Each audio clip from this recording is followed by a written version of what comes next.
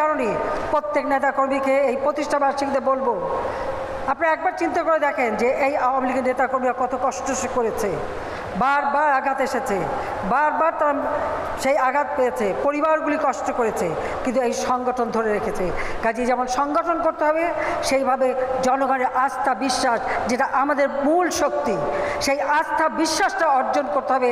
আর সেই আস্থা বিশ্বাস অর্জন করতে পেরেছি বলেই বারবার জনগণ আমাদের ভোট দিয়েছে।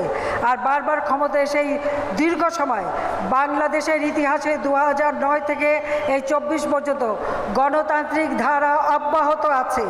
আর গণতান্ত্রিক ধারা অব্যাহত আছে বলেই আজকে আর্থসামাজিকভাবে বাংলাদেশ এগিয়ে যাচ্ছে, বাংলাদেশের উন্নতি হচ্ছে।